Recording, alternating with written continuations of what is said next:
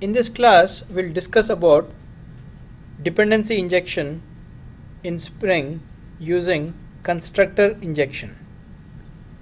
Okay, so I have a program here. What this program has to do is it has to generate the output of something in either Excel format or PDF format. Okay, so I have a class called output helper. It has a method called generate output. Okay, this generate output, it has to generate the output in PDF format or Excel format. To generate the output, this class makes use of another class called output generator. This output generator is basically of type iOutput generator, where iOutput generator is just an interface which can generate output. Okay, so this interface is implemented by the Excel output generator, which generates output in the form of Excel. In this particular example, it's just a we are just trying to stub it out, so we just put a system out saying it is generating Excel output. In actual implementations, you'll write some code which will generate Excel. So you have one class called iOutput generator. Sorry, it's an interface. It has a method called generate output. So any class which implements this interface, the iOutput generator, it has to provide an implementation for the generate output.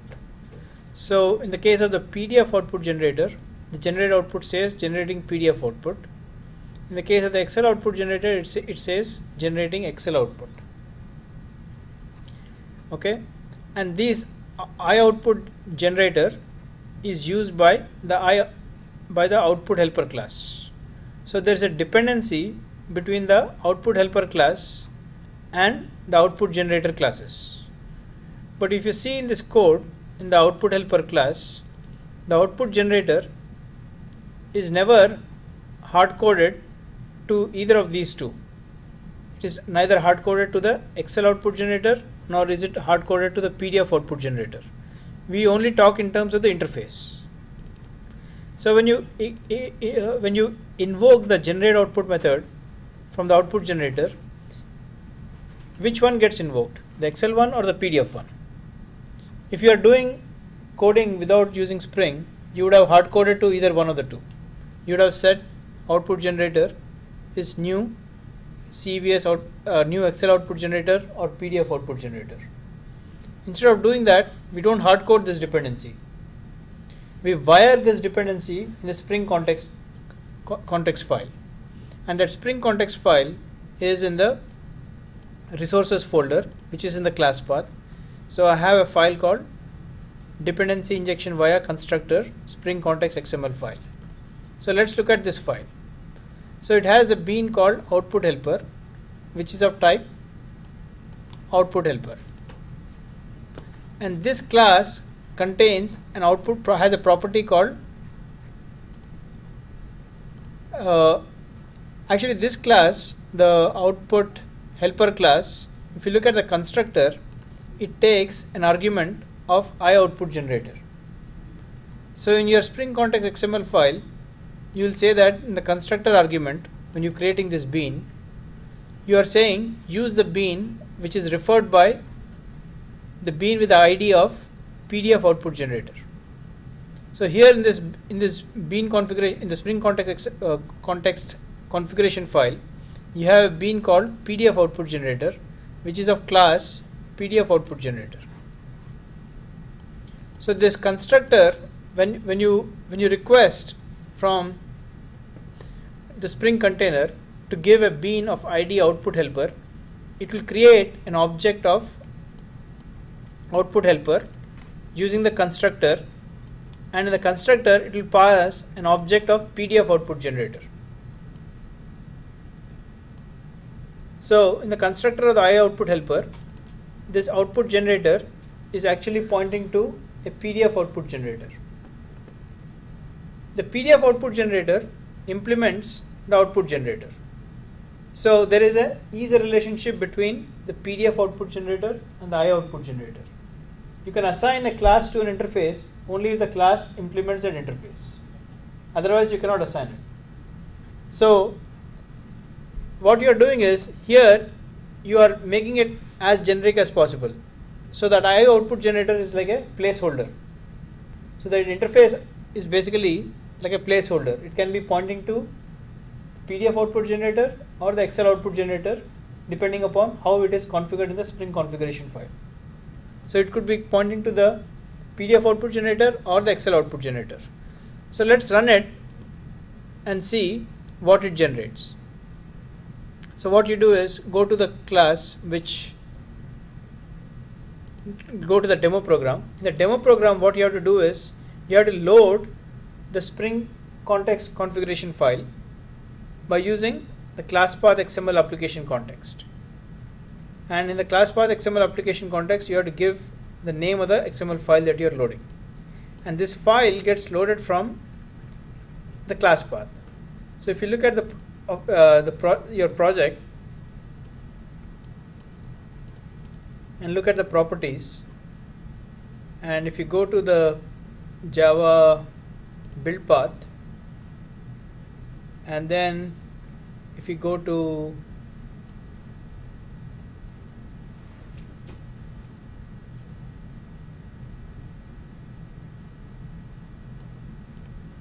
the class path, you will see that the training resources is part of the class path. And inside the training resources, there is a file called di via constructor spring application context.xml file. And that is how it will get loaded.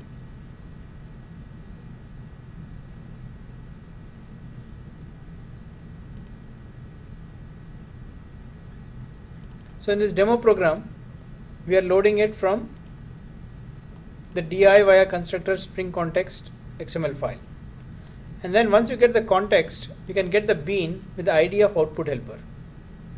If you see, all the bean IDs start with a lowercase letter. Though they are camel case, they may be the name of a bean may be almost similar to the name of a class, but it will start with a lowercase character.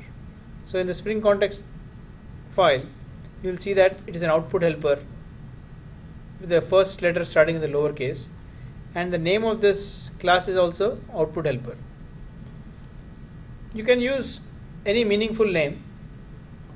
It doesn't have to match the name of the class, but here you need to configure it so that when the object of output helper gets created, it is configured with, it is wired with a PDF output generator for the property output generator. So if you go to the output helper constructor, so here the PDF output generator is passed in by the Spring container, and this output generator will be pointing to the PDF output generator. So when I invoke the generate output, so if I go to my demo program, I get the output helper, and then I call the generate output. So the generate output will go to this method, and it will invoke the generate output on this interface. This guy is pointing to the PDF output generator. So it will go and invoke the generate output of the PDF output generator, which says generating PDF output. So let me run this program and confirm that. So I'll say run as Java application, and then you'll see a couple of warnings followed by generating PDF output. Now let me change that in the Spring context file to point to an Excel output generator. So I need to use this bean ID. I cannot use the class name directly. I have to use this bean ID and put that over here.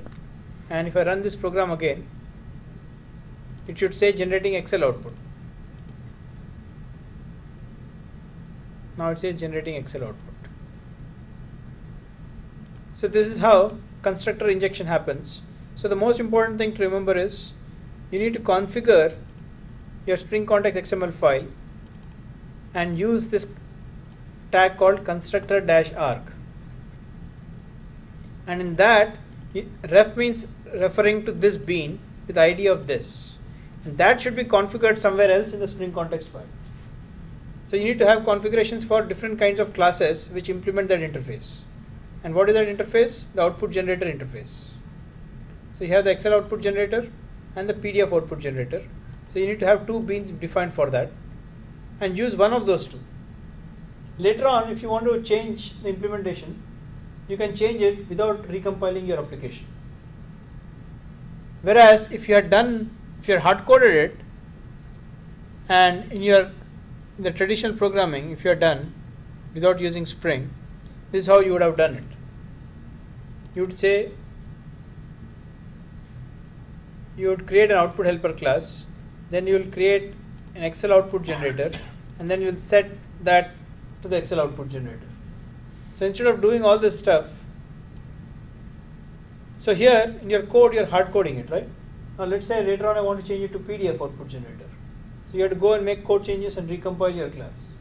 With Spring you don't have to do that. You just have to configure it, and once you change it to the configuration file, it is loaded from the class path automatically, and you don't have to recompile and package your application and deploy it again. So you just make the changes in the Spring context file. So this is how constructor injection works in Spring.